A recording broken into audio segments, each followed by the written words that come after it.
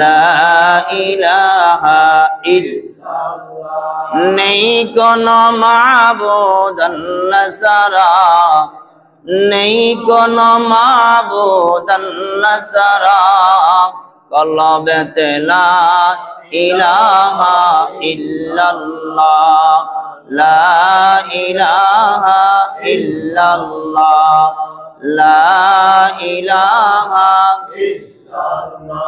হায়াতের মালিক তুই আল্লাহ, হায়াতের মালিক তুই আল্লাহ, রিজিকের মালিক তুই আল্লাহ, লা ইলাহা ইল্লাল্লাহ, লা ইলাহা ইল্লাল্লাহ, লা ইলাহা ইল্লাল্লাহ, লা ইলাহা ইল্লাল্লাহ মুহাম্মাদুর রাসূলুল্লাহ সাল্লাল্লাহু আলাইহি ওয়াসাল্লাম। মুহাম্মদ হরগজ না গুফতা তা না গুফতা জিবরাইল, মুহাম্মদ হরগজ না গুফতা তা না গুফতা জিবরাইল, জিবরাইল হরগজ না গুফতা তা না গুফতা রব্বুল জলিল। আলহামদুলিল্লাহ, আল্লাহ সুবহানাহু ওয়া তাআলার দরবারে পবিত্র রজব মাসের চতুর্থ খুতবায় আল্লাহ পাক রব্বুল আলামিন অত্যন্ত দয়া করে, অত্যন্ত মায়া করে আল্লাহর ঘর মসজিদ কাবা শরীফের অংশ বেহেশতের বাগানে আমাকে আপনাদিগকে দুনিয়ার কাজ কর্ম থেকে ফারাক করে পবিত্র জুমার নামাজের উদ্দেশ্যে আল্লাহ তাআলা আল্লাহর ঘর মসজিদে আসার এবং বসার তৌফিক দিয়েছেন। এই জন্যই সকলে মহান আল্লাহ সুবহানাহু ওয়া তাআলার দরবারে একবার পড়ি আলহামদুলিল্লাহ। আল্লাহ তাআলা বলেন, যে ব্যক্তি আমার শুকরিয়া আদায় করে আমি তাকে নিয়ামত বাড়াইয়ে দিই, আর যে ব্যক্তি আল্লাহ তাআলার শুকরিয়া আদায় করে না আল্লাহ তাআলা তার থেকে নিয়ামত ছিনিয়ে আনে। আলহামদুলিল্লাহ, আমরা যারা আসতে পেরেছি এবং বসতে পেরেছি আল্লাহর দরবারে শুকরিয়া আদায় করি আলহামদুলিল্লাহ।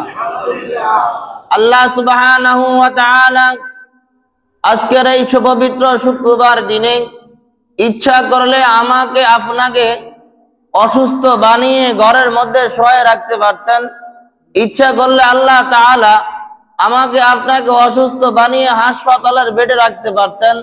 আল্লাহ সুবহানাহু ওয়া তাআলা ইচ্ছা করলে আমাকে আপনাকে রাস্তায় রাস্তায় পাগলের বেশে ঘুরাইতে পারতেন, পারতেন কিনা? আল্লাহ তাআলা অত্যন্ত ইহসান করেছেন, অত্যন্ত মায়া করেছেন, অত্যন্ত দয়া করেছেন। আল্লাহ আমাদের প্রতি রহমত দিয়েছেন, তাই বিধে আমরা মসজিদে আসতে পেরেছি এবং বসতে পেরেছি। আজকের খুতবার আলোচনা রাসূল পাক সাল্লাল্লাহু আলাইহি ওয়াসাল্লামের আদর্শ, রাসূল পাক সাল্লাল্লাহু আলাইহি ওয়াসাল্লামের নীতি কি ছিলেন, আদর্শ কি ছিলেন, আমাদের নবী কেমন ছিলেন, তার জবানের কথাগুলি কত মধুর ছিলেন। এক সাহাবী রাসূলের জামানায় মদিনার মধ্যে, ওই জামানার মধ্যে যেই সাহাবীগুলি গরিব ছিলেন, কি ছিলেন? গরিব ছিলেন, ওদেরকে গ্রাম্য সাহাবী এবং বধূ সাহাবী বলতেন। কি বলতেন? বধূ সাহাবী বলতেন। রাসূল পাক সাল্লাল্লাহু আলাইহি ওয়াসাল্লাম বলেন, যদি কোনো ব্যক্তি কারো মনের কষ্টদায়ক জিনিস, কারো মনের কষ্টদায়ক জিনিসগুলি দূর করে দেয়, মনের পেরেশানি দূর করে দেয়। কথা এদিকে শুনেন, যদি কোনো ব্যক্তি কাউকে মনের পেরেশানি দূর করে দেয়, আল্লাহ তাআলা জান্নাতে তার জন্য একটা ভালো খানা তৈরি করে। বলে সুবহানাল্লাহ। আল্লাহর হাবিব জনাবে মুহাম্মদুর রাসূলুল্লাহ সাল্লাল্লাহু আলাইহি ওয়াসাল্লাম গ্রাম্য সাহাবী বধূ সাহাবীর সামনে যখন এই কথাগুলি বললেন, এমন কথা বললেন, যদি কোনো ব্যক্তি দোকানদারি করে, দোকানদারি করার পরে তার বিক্রিত মাল যদি সেই ব্যক্তি ফেরত নেয় তার জন্য জান্নাতের মধ্যে একটা বালাখানা বানা। গ্রাম্য মানুষ, সহজ সরল মানুষ, এই কথা রাসূল পাক সাল্লাল্লাহু আলাইহি ওয়াসাল্লামের এই কথা বধু সাহাবী, গরীব সাহাবী তার অন্তরের মধ্যে লেগে গেছে। হায়রে, যদি আমি দোকানদার হইতাম, যদি আমি দোকানদারি করতাম, আর কেউ যদি আমার কাছে আমি বিক্রিত মাল যদি কেউ আমাকে ফেরত দিত, তাহলে আমি তো জান্নাতের একটা বালাখানার মালিক হইতাম। বধু সাহাবীর মনে এই জল্পনা কল্পনা নিয়ে বধু সাহাবী বাড়িতে গেলেন। কোথায় গেলেন? বাড়িতে গেলেন। বিবির সঙ্গে গিয়া বলতেছে, বিবি, আজ রাসূল পাক সাল্লাল্লাহু আলাইহি ওয়াসাল্লাম বলছেন, কারো মনের যদি কষ্টদায়ক ব্যথা দূর করতে পারে কেউ, কারো মনে যদি কষ্টদায়ক ব্যথা দূর করতে পারে, তাহলে আল্লাহর হাবিব বলছেন জান্নাতের মধ্যে একটা বালাখানা বানাইবে। আর রাসূল পাক সাল্লাল্লাহু আলাইহি ওয়াসাল্লামের এই কথা শুনে বধূ সাহাবীর স্ত্রী বলতেছে, এ স্বামী হে আমার, আল্লাহর হাবিব আর কি বলছে আমাকে একটু বলো। বলতেছেন আল্লাহর হাবিব বলছে, যদি কোন দোকানদার বিক্রিত মাল ফেরত নেয় তাহলে তার জন্য জান্নাতে আল্লাহর হাবিব বলেন একটা বালাখানা তৈরি করা হবে। বর্তমান জামানার মধ্যে আমরা শুক্রবার মসজিদে আলোচনা করি, ওয়াজ মাহফিলে আলোচনা করি, ওয়াজ মাহফিলে আলোচনা দিলে পর্যন্ত পৌঁছে না, ওয়াজ মাহফিলে আলোচনা দিল পর্যন্ত পৌঁছে না, মাহফিলের প্যান্ডেল পর্যন্ত বাইর পর্যন্ত আর যায় না, মসজিদের আলোচনা মসজিদের বাইরে হয়েছে আর বাড়ি পর্যন্ত পৌঁছে না। অথচ গ্রাম্য বধূ সাহাবী রাসূলের কথা অন্তরে নেওয়ার পরে তার ঘুম আসে না, তার অন্তরের মধ্যে দিলে ধাক্কা লেগে গেল। আমার হাবিব বলছে যদি আমি এই কাজগুলি করতে পারি তাহলে আমার জন্য জান্নাতে একটা বালাখানা তৈরি করতে হবে, করবে। বর্তমান জামানার মধ্যে আমরা যে আলোচনাগুলি মসজিদে শুনি, যেই আলোচনাগুলি ওয়াজ মাহফিলে শুনি, কিন্তু এই আলোচনাগুলি আমরা ঘরের বিবি পর্যন্ত পৌঁছাইতে পারি না, ঠিক কিনা? কেমনে পৌঁছাবো? বিবি যে ধমক মারে, ধমক মারার সঙ্গে আর ওয়াজ কি শোনাবে, ধমকের সঙ্গে ওয়াজ শেষ হয়ে যায়। অথচ গ্রাম্য বধূ সাহাবী তার অন্তরের মধ্যে রাসূলের প্রেমের ভালোবাসা জেগে উঠল, আমি এই আমলটুকু যদি না করতে পারি আমি জান্নাতে বালাখানা পাবো না। আজ তো আমাদের মা বোনেরা বর্তমান জামানার মধ্যে এমন অবস্থা হয়ে গেছে, যারা ব্যবসা বাণিজ্য করবে, ব্যবসা বাণিজ্য করার আগে তাদের দরকার হয় শোরুম করে কি করে না? কিসের শোরুম করে? দোকানের শোরুম করে, ফার্নিচারের শোরুম করে, ফ্রিজ এসির শোরুম করে, মুদি দোকানের শোরুম করে। শোরুম আর কি নাই, শেষ নাই। অথচ বধূ সাহাবী যখন তার স্ত্রীর কাছে এই কথাগুলি বললেন, বলার পরে তার স্ত্রী বলতেছে, স্বামী হে আমার কাছে কিছু জমাকৃত টাকা আছে। দেখবেন আমাদের অনেক মা বোনেরা ঘরের মধ্যে ব্যাংক বানায়, ব্যাংকের মধ্যে 1 টাকা 2 টাকা 10 টাকা করে জমা করে। এ স্বামী হে আমার, আল্লাহর হাবিবের যে কথাটুকু বলছে ওই কথার উপরে আমি কিছু আমল করতে চাই। আমার কাছে স্বামী গো, আমার যে জমাকৃত টাকাগুলি আছে এই টাকাগুলি আপনি নিয়ে যান, এই টাকাগুলি নিয়ে আপনি মদিনার মধ্যে ব্যবসা শুরু করে দেন। বলেন সুবহানাল্লাহ। এখন তো ব্যবসা করতে কই না, শোরুম লাগে, কত কিছু লাগে। বর্তমান জামানার মধ্যে অনেক অনেক শোরুম থাকে। আমার মা বোনেরা বলে আজকে আমার জন্য একটা ব্লান্ডার কিনে নিয়ে আসবা। কি নিয়ে আসবা? ব্লান্ডার কিনে নিয়ে আসবা। কেন না, আগের জামানার মধ্যে বাজার থেকে পেঁয়াজ আনতো, রসুন আনতো, আদা আনতো, আজকে দিনে পাক করতো, বাড়তো, আর তাজা তাজা খাইতো, শরীরের মধ্যে কোনো রোগ আসতো না। এখন বর্তমান জামানার মধ্যে আমার মা বোনেরা এত অত্যাধুনিক হয়ে গেছে, কম্পিউটার জমানার মা বোনেরা হয়ে গেছে। ফ্রিজের মধ্যে 1 সপ্তাহ রসুন বাইটা রাখে, 1 মাসের পেঁয়াজ বাইটা রাখে। এটার গ্যাসে এমন অবস্থা হয়, শরীরের মধ্যে ক্যান্সার হয়, শরীরের মধ্যে গ্যাস্ট্রিক হয়, শরীরের জ্বালা ফোড়া বেশি যায়। অথচ তাজা আনে, তাজা কিন্তু খায় না। এই কাজটা কেন করে? এই কাজটা এই জন্য করে, সময়কে বাঁচায়।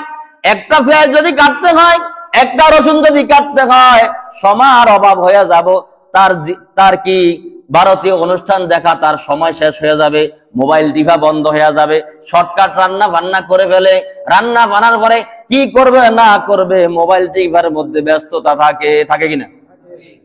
অথচ গ্রাম্য সাহাবী তার বধূ কি বলল, স্বামী আমার, আল্লাহর হাবিব যখন আপনাকে বলেছে এই কাজটুকু করলে জান্নাতের মধ্যে আপনার জন্য আমার জন্য বালাখানা হবে, স্বামী হে আমার আপনি ব্যবসা শুরু করে দেন। বিবি তার জমাকৃত কিছু টাকা তার স্বামীর হাতে দিয়া বলল, যান আপনি ব্যবসা বাণিজ্য করেন। গরিব সাহাবী ব্যবসা শুরু করে দিলেন। শোরুম নাই, বিল্ডিং নাই, বড় দোকান নাই, মদিনার বুকে সালার শট বিছাইয়া তরু তরকারি ফোলাফানের জিনিস বিভিন্ন আবিজাবি বিক্রি করা শুরু করে দিয়ে বলেন সুবহানাল্লাহ। আচ্ছা বলেন তো তার এই ব্যবসা করার উদ্দেশ্যটা কি?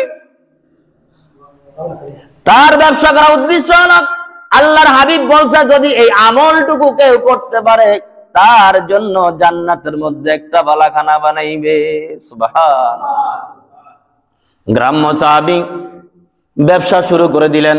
একদিন যায়, 2 দিন যায়, 3 দিন যায়, 4 দিন যায়, এমনি ভাবে ব্যবসা করতে করতে 6 মাস অতিবাহিত হয়ে গেল। ব্যবসা করতেছে, 6 মাসের মধ্যে যত লোক দেখবেন, ওই গরিব দোকানদার যদিও হয়, ছোট দোকান যদিও হয়, আচার ব্যবহার যদি ভালো হয়, খারাপ মাল যদিও বিক্রি করে কখনো ফেরত নিয়ে আসে না। আসে? কখনো ফেরত নিয়ে আসে না।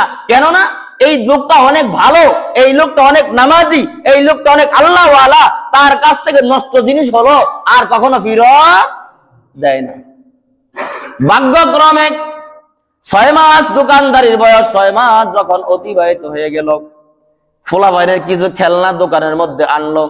একদিন কি করলো, বুড়ো বাবারা যখন বাজারে যায় নাতির জন্য শখ করে একটা খেলনা কিনে না, অনেকেই শখ করে নায়নাত করার জন্য ছোট বাচ্চার জন্য খেলনা কিনে আনে। এক বৃদ্ধ বাবা সাহাবীর দোকানে আসলেন, আইসা 20 টাকা দিয়ে একটা খেলনা কিনলেন। কি কিনলেন? 20 টাকা দিয়ে একটা খেলনা কিনা বাসায় যখন নিয়ে যাওয়ার পরে বিবি বলতেছে, ঘরের মধ্যে চাল নাই, ঘরের মধ্যে ডাল নাই, ঘরের মধ্যে তেল নাই, ঘরের মধ্যে নুন নাই, আমাদের খাবারের মতো কোনো কিছু নাই, আপনি কেন এই বাচ্চার জন্য কি আনলেন, এই খেলনাটা কিনে আনলেন? এই 20 টাকা কেন অপচয় করলেন? ঘরের মধ্যে স্বামী আমার খাবার কিছু নাই। এখন রাত অনেক হয়ে গেছে, ওই গরিব সাহাবী দোকান বন্ধ করে বাড়ি চলে গেছে। এমন অবস্থায় এখন তো আর এই বিক্রিত মালও ফেরত দিতে পারবে না, দোকান তো বন্ধ হয়ে গেছে। বিবি কথা বলে না, কেন অপচয় করলো? এমনি ভাবে পরদিন সকাল যখন হলো, ওই লোকটা আস্তে আস্তে বগলের নিচে, চাদরের নিচে, কিতাবের মধ্যে আসছে, মেশকাত শরীফের মধ্যে আসছে, এই বগলের তলে কইরা ওই খেলনাটা নিয়ে বাজারে যখন গেলেন, বাজারে যাই সাহাবীর দোকানে যায় বললেন, সাহাবী চোখের পানি ছেড়ে দিয়া বলল, সাহাবী আমি আপনার দোকান থেকে যে খেলনাটুকু কিনে নিলাম, বাড়িতে আমার নুন নাই, আটা নাই, আমার ফ্যামিলির মধ্যে অনেক কষ্টে চলতেছে, আমি যখন এই খেলনাটা কিনে নিলাম আমার বিবি আমাকে বকাঝকা করছে, যদি সম্ভব হয় বগলের তল থেকে বাহির করে দেয়া বলছে আমার এই বিক্রিত মালটা আপনি ফেরত নেন। বলেন সুবহানাল্লাহ। সাহাবী দোকানের কাছ থেকে লাভ দিয়া উঠা যেই মুরব্বী খেলনাটা নিয়ে আসলো, তার ডান গালে চুমা, বাম গালে চুমা, মাথালের মধ্যে চুমা, আর চোখের পানি ঝর ঝর করে কাঁদে আর চুমা খায়। ওই লোকটা বলতেছে, সারা রাত আমার বিবির জ্বালা যন্ত্রণায় আমি বাঁচি নাই, কেন আমি অপচয় করে খেলনাটা কিনে নিলাম আর তুমি আমাকে এখানে আদর করো। সাহাবী বলতেছে, ভাই আপনি তো জানেন না, আল্লাহর হাবিব বলছেন যদি বিকৃত মাল ফেরত না, কে বলছেন? আল্লাহর হাবিব বলছেন যদি কেউ বিকৃত মাল ফেরত দেয় জান্নাতে তার জন্য বালাখানা বানাই। আমি জান্নাতে বালাখানার উদ্দেশ্যে আমি এই দোকান দিলাম, আজ 6 মাস হয়ে গেল, আপনার কারণে আমার এই সুন্নতের আমলটা পুরা হলো, আপনাকে সুমা দিব না, আমি কাকে সুমা দিব? সুবহানাল্লাহ। সে ছিল সাহাবী। আর আমরা সাহাবী আল্লাহর হাবিবের সুন্নতের কথা শোনার পরে সুন্নতের আমল করতে রাজি না। আমরা সেই নবীর উম্মত, তারা ছিল সাহাবী। ঘরের মধ্যে খোরাকি ছিল না, ঘরের মধ্যে খাবার ছিল না, কিন্তু আল্লাহ রাসূলের সুন্নতের কখনো কমতি তাদের মাঝে ছিল না। সর্ব অবস্থায় আল্লাহর হাবিবের সুন্নতের ইত্তেবা করতেন। এই জন্য আল্লাহ পাক রব্বুল আলামিন কালামের মধ্যে বলেন, কুল ইন কুনতুম তুহিব্বুনাল্লাহ ফাত্তাবিউনি ইউহিব্বুকুমুল্লাহ ওয়া ইয়াগফির লাকুম যুনুবাকুম ওয়াল্লাহু গফুরুর রহিম। সুবহানাল্লাহ। তোমরা কি করো? যদি আল্লাহর হাবিবকে কেউ ভালোবাসো তাহলে আল্লাহর হাবিবের সুন্নতের ইত্তেবা করো। সুন্নতের ইত্তেবা তো এখন আপনারা বুঝেন না, সুন্নতের আমল করো। আল্লাহর হাবিব যে সুন্নতগুলি করেছেন সেই সুন্নতগুলি তোমরা করো। তার মধ্যে সর্বোপরি একটা সুন্নত, মসজিদে যখন প্রবেশ করলাম ডান পাও দিয়া প্রবেশ করব। আমরা এই সুন্নতটুকু অনেকে জানি না। দরুদ শরীফের আমল করব এবং মনে আবেগ পড়বো, আল্লাহুম্মা আফতাহ আলী আবওয়াবা বিরহমাতিক। এই আমলগুলি তো আল্লাহর হাবিবের সুন্নত। আল্লাহর হাবিবকে আপনাদের কাছে টাকা চায় আপনার জীবনকে সুন্দর করার জন্য, আপনার জীবনকে ভালো করার জন্য। যে আমলগুলির দরকার আপনি যেন জান্নাতের মধ্যে বাড়াখানা খাইতে পারেন, জান্নাতের মধ্যে ভালো থাকতে পারেন, জান্নাতি মেহমান হইতে পারেন। এই জন্য আল্লাহর হাবিবের সুন্নতের আমল করার জন্য আল্লাহর হাবিব বলেন, কুল ইন কুনতুম তুহিব্বুনাল্লাহ। আল্লাহ বলেন, আমার হাবিবের ইত্তেবা যারা করবে আমার হাবিবের সঙ্গে জান্নাতে যাবে। সুবহানাল্লাহ। রাজি আছেন না? যত শুনি ততই মজা লাগে।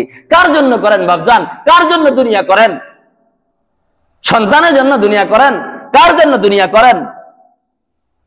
এই সন্তানকে তো বেশি আপন মনে করেন, এই জীবনকে তো বেশি মায়া করেন, এই অর্থ সম্পদকে তো বেশি মায়া করেন। এই জীবন আপনার, এই সন্তান আপনার, এই অর্থ সম্পদ আপনার। এই তিন জিনিস কখনো আপনার কাজে আসবে? যেই সন্তানকে এত মায়া করেন, এই সন্তানে সর্বপ্রথম বাবার খাট ধরে না? ওয়াজ তো আপনারা সব জায়গায় শুনেন, শুনতেছেন। এখন ওয়াজ জানা আছে কিন্তু কি নাই? মানা নাই। ওয়াজ জানার কোনো কি নাই? শেষ নাই। জানা আছে কি নাই? মানা নাই। এখন আমাদের প্রয়োজন হলো মানা।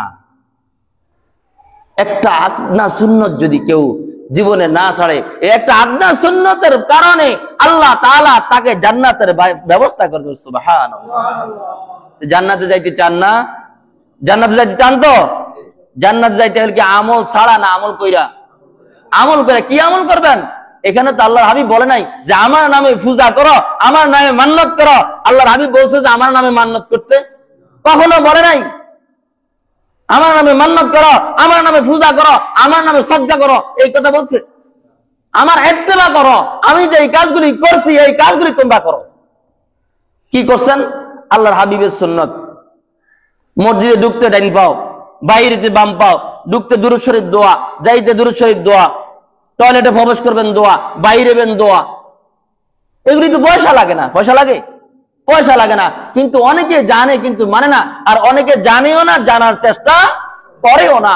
60 বছর 70 বছর ও মিয়া আপনি আমি 50 বছর ইবাদত করতে পারি নাই, এমনও আছে। এমনও সাহাবী রয়েছে যে তার জীবনের মধ্যে 60 বছর একদিন তাহাজ্জুদ কাজা করে নাই। সুবহানাল্লাহ।